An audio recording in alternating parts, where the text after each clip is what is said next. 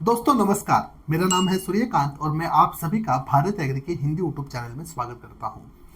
अभी कुछ ही दिनों में खरीफ का मौसम शुरू होने वाला है और खरीफ मौसम शुरू होने से पहले कई सारे किसान अपने खेत में गोबर की खाद डालते हैं।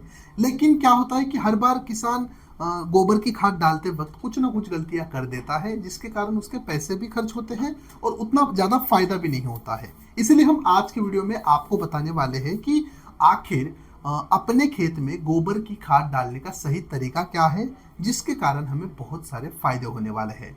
अगर ये वीडियो आपसे रिलेट करता है तो मेरी आपसे एक रिक्वेस्ट है कि वीडियो अंत तक देखें और वीडियो के आखिर में अगर आपको जानकारी अच्छी लगती है तो इस वीडियो को अपने अन्य किसान दोस्तों के साथ शेयर जरूर कीजिए।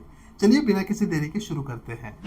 दोस्तों हम सीधे बात करते हैं कि आखिर खेत में गोबर की खाद डालने का सही तरीका क्या है।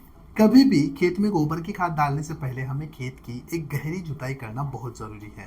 अगर हम बात गोबर की क्वांटिटी की करें, यानी कितनी गोबर की खाद खेत में डालनी चाहिए, तो आपको 1 एकड़ के लिए लगभग 3 से लेकर 4 टन गोबर की खाद देना आवश्यक है। अगर हम ट्रॉली में बात करें तो आपको 4 से लेकर 5 ट्रॉली 1 एकड़ खेत में डालनी आवश्यक है। अच्छी तरह से जुताई किए गए खेत में हमें ट्रॉली के माध्यम से या फिर बैलगाड़ी के माध्यम से गोबर की खाद डालना शुरू कर देना है। हमें थोड़े थोड़े अंतराल पे गोबर के छोटे छोटे ढेर लगाना शुरू कर देना है। छोटे छोटे ढेर क्यों डालने हैं, एक जगह गोबर की खाद क्यों नहीं डालनी है? क्योंकि ये गोबर की खाद हमें बाद में फैलानी भी है, तो फैलाने में आसानी होती है।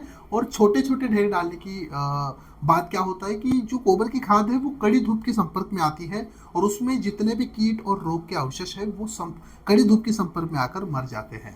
वो ढेर हमें अगले 4 से लेकर 5 दिन तक वैसे ही रखने हैं और उसके बाद हमें उसको एक समान तरीके से पूरे खेत में फैला देना है। लेकिन यहाँ पर एक बात का हमें ध्यान रखना है कि जो भी गोबर की खाद है वो अच्छी तरह से सड़ी हुई होनी चाहिए। अगर गोबर की खाद सड़ी नहीं है तो उसको जल्दी से सड़ाने के लिए हमें लगभग कंपोस्टिंग बैक्टीरिया 2 लीटर लेने हैं, 200 लीटर पानी में मिलाना है और 1 एकड़ की गोबर की खाद के ऊपर उन्हें छिड़काव करना है अच्छी तरह से। और उसके बाद में हमें उसके ऊपर रोटावेटर चलाकर उस गोबर की खाद को मिट्टी में अच्छी तरह से मिला देना है।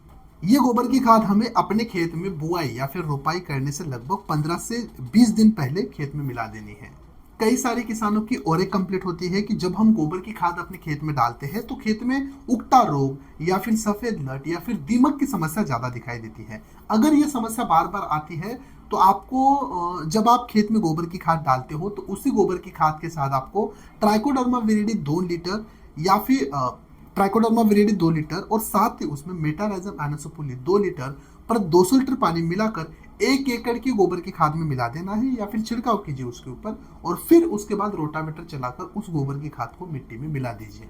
तो दोस्तों इस तरह से अगर आप गोबर की खाद को अपने खेत में मिलाते हो तो डेफिनेटली आपके गोबर की खाद जल्दी से जल्दी फसल को मिलना शुरू हो जाएगी। फसल की क्वालिटी भी अच्छी होगी। जमीन की जो व्यवस्था है यानी जमीन की जो फिजियोलॉजिकल प्रॉपर्टी है उसमें भी हमें सुधार दिखाई देगा। चलिए फिर दोस्तों, जानकारी और वीडियो आपको कैसा लगा कमेंट्स बॉक्स में जरूर बताएं।